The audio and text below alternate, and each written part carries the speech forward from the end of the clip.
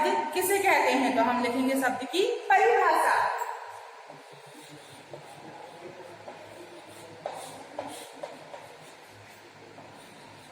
दो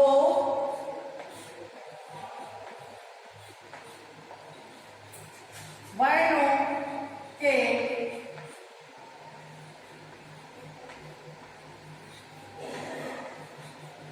सार्थक मेल को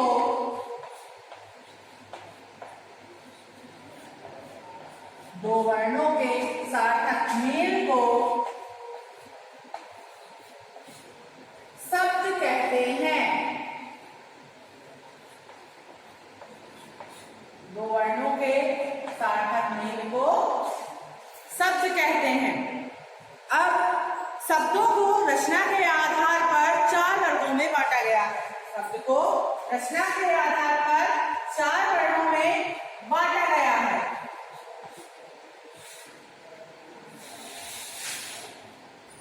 चार कौन से वर्ग हैं? ये है, पहला वर्ग क्या है हमारा? रचना के आधार। क्या हो जाएगा हमारा? रचना के आधार पर।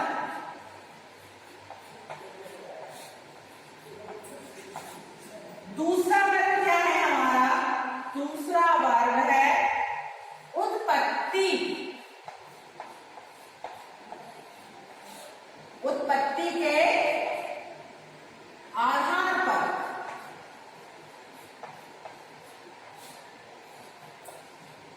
दूसरा वर्ग क्या है हमारा?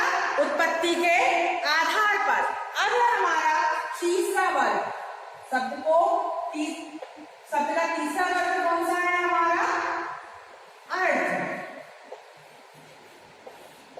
अर्थ के आधार पर।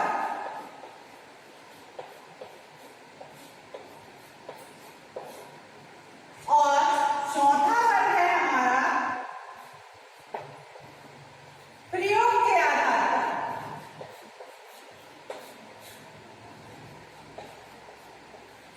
चौथा वर्ग कौन सा है हमारा? प्रयोग के आधार पर।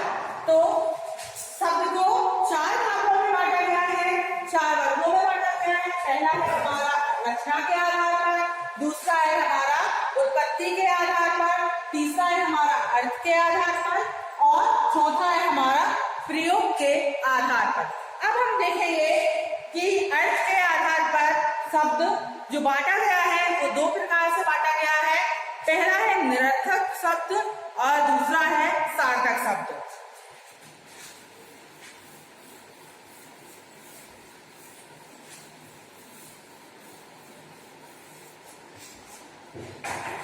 शब्द को अर्थ के आधार पर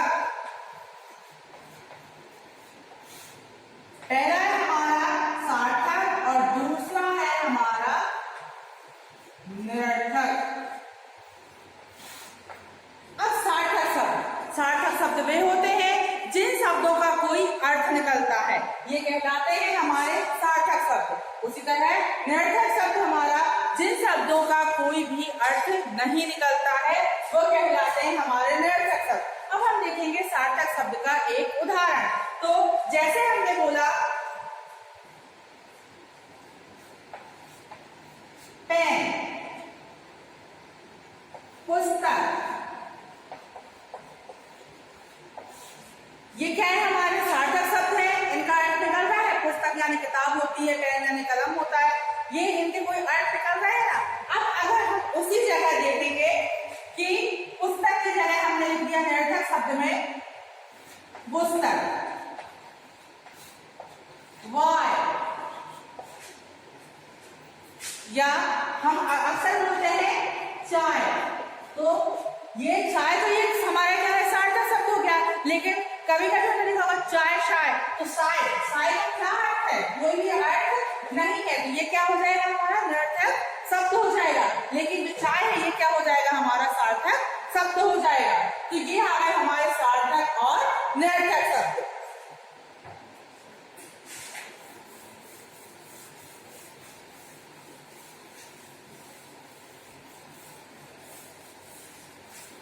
तो ये तो क्या हो गए हमारे निरर्थक शब्द। अब हम देखेंगे कि उत्पत्ति के आधार पर शब्द को कितने भागों में बांटा गया है। तो उत्पत्ति के आधार पर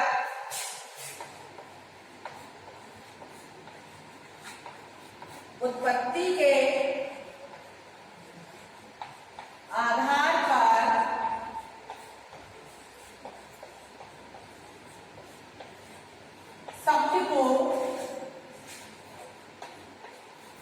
4 भागों में बांटा गया है। उत्पत्ति के आधार पर शब्द को 4 भागों में बांटा गया है।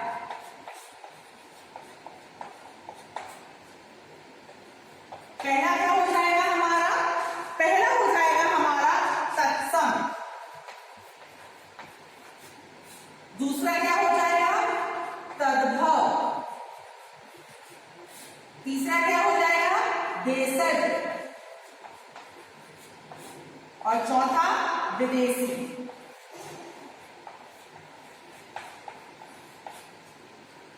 उत्पत्ति के आधार पर सभी को 4 भागों में बांटा गया है। पहला हो गया हमारा तत्सम, दूसरा हो गया हमारा तद्भव और तीसरा हो गया हमारा देशज और चौथा है हमारा विदेशी। अब हम देखेंगे तत्सम शब्द। तो तत्सम शब्द क्या होते हैं, जो शब्द संस्कृत भाषा में भी है और हिंदी भाषा में भी सम्मिलित है, ये क्या कहलाएंगे हमारे तत्सम शब्द। जैसे हमने कहा जल, तो जल क्या है संस्कृत भाषा का भी शब्द है और हमारी हिंदी भाषा का भी शब्द है। तो तत्सम शब्द वो होते हैं जो शब्द संस्कृत भाषा में भी वही है और हिंदी भाषा में भी वही है, ये कहलाएंगे हमारे तत्सम शब्द। जैसे जल, पत्र, ये क्या हो जाएंगे हमारे तत्सम शब्द। उसके बाद में हम देखेंगे तद्भव शब्द। तद्भव शब्द कौन से होते हैं, जो संस्कृत भाषा से हिंदी भाषा में लिए गए हैं, संस्कृत भाषा से हिंदी भाषा में लिए गए हैं। जैसे अग्नि, ये तो क्या हो गया हमारा संस्कृत भाषा का शब्द, लेकिन इसको हिंदी भाषा में परिवर्तित किया गया है। तो अग्नि को हिंदी में क्या कहते हैं, आग। आग कहते हैं। तो ये तद्भव शब्द वो है जिनको संस्कृत भाषा से हिंदी में परिवर्तित किया गया है, ये कहलाएंगे हमारे तद्भव शब्द। अब उसके बाद में है देशज शब्द। देशज शब्द क्या होते हैं, तो देशज शब्द जो हमारी जो राष्ट्रभाषा है उसमें और हमारी जो उपभाषा है उसमें दोनों में एक ही शब्द में लिया गया है, एक ही हम भाषा में उसका प्रयोग कर लेते हैं, वो कहलाते हैं हमारे देशज शब्द। जैसे हमने कहा पगड़ी, ठेस, तो ये हमारी उपभाषा में भी बोलते हैं इसको और हमारी राष्ट्रभाषा में भी हम इसको बोलते हैं। तो ये क्या कहलाएंगे हमारे देशज शब्द। अब उसके बाद में आते हैं विदेशी शब्द। तो विदेशी शब्द क्या होते हैं, विदेशी शब्द वह होते हैं जिनको हमने अंग्रेजी भाषा से लिया गया है और हम उसको हिंदी भाषा में भी उसका हम क्या करते हैं प्रयोग करते हैं। जैसे हमने लिया क्रिकेट,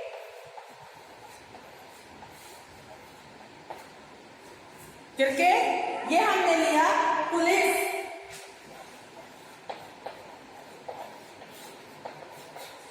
इसका उपयोग हम अंग्रेजी भाषा में भी करते हैं पुलिस और हम हिंदी भाषा में भी करते हैं।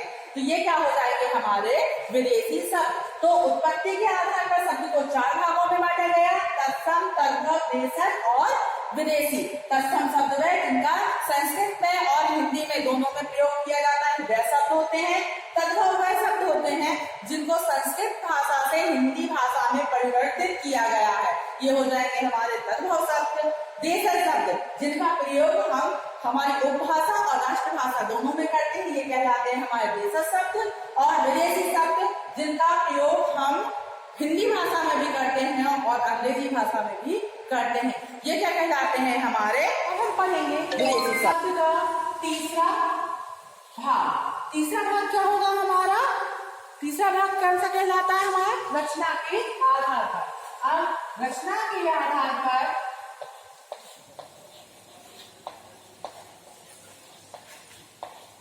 रचना के आधार पर शब्द को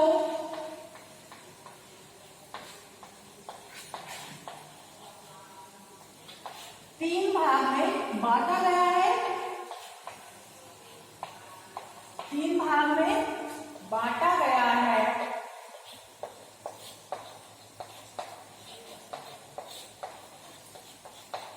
पहला है ऋण, दूसरा है यौगिक और तीसरा है योग।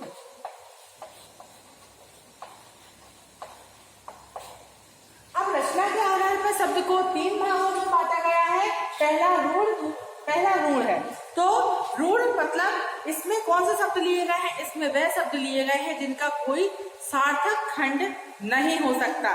जैसे हमने इसका एक उदाहरण लिया जल,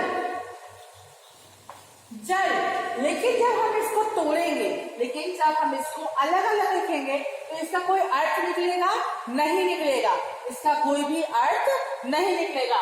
इसलिए ये क्या में आ जाता है हमारा ऋण में आ जाता है।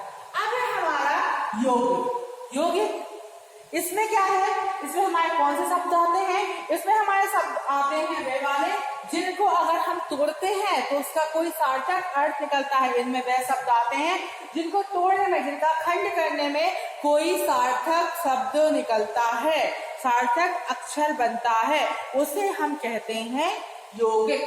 जैसे हमने इसका एक उदाहरण लिया हिमालय, हिमालय लिया। जब हम इसको तोड़ेंगे, जब हम इसका खंड करेंगे, खंड यानी बांटना होता है, जब हम इसको बांटेंगे तो क्या हो जाएगा, हिम धन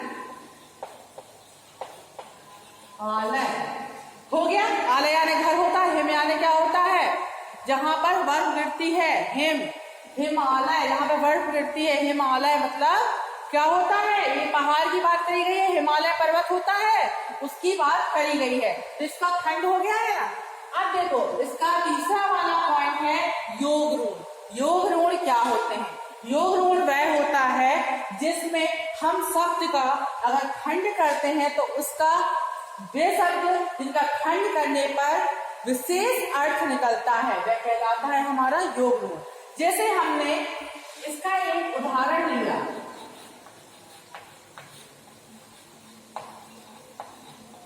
नीलकंठ हमने लिया, नीलकंठ। जब हम इसको खंड करेंगे, जब हम इसका खंड करेंगे या बांटेंगे तो ये आ गया हमारा नीला है कंठ जिसका, नीला है कंठ जिसका। तो यहाँ पर विशेष अर्थ निकल रहा है ना, किसकी बात हो रही है, शिव जी की बात हो रही है, उनको कहते हैं ना, शिव जी को कहते हैं नीलकंठ। तो यहाँ पर कोई विशेष अर्थ निकल रहा है तो ये क्या हो जाएगा हमारा योग ऋण। अब हम देखेंगे प्रयोग के आधार पर शब्द।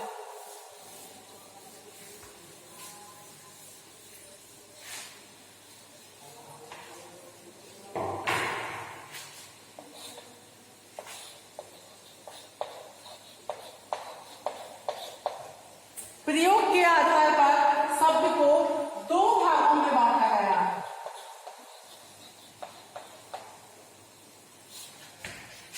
प्रयोग के आधार पर शब्द को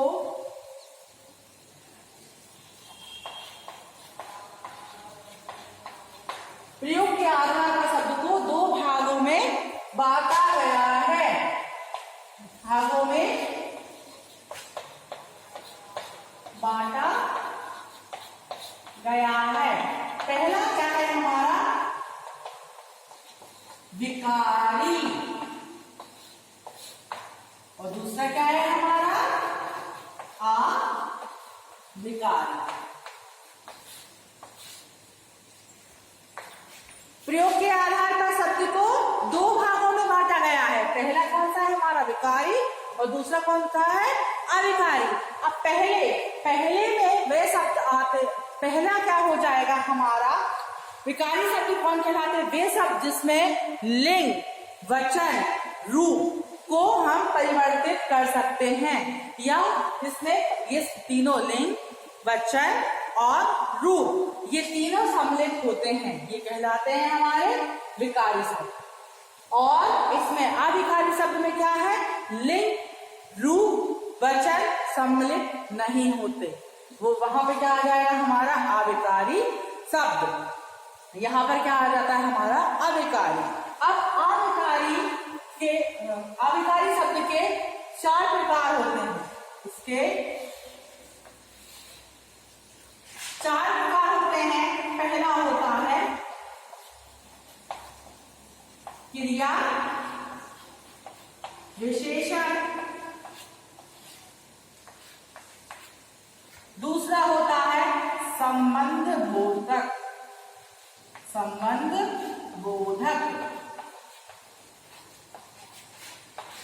थर्ड है समुच्चय बोधक, और फोर्थ पॉइंट आएगा इसका विस्मयादि बोधक, विस्मयादि बोधक। ये क्या हो जाएगा हमारा?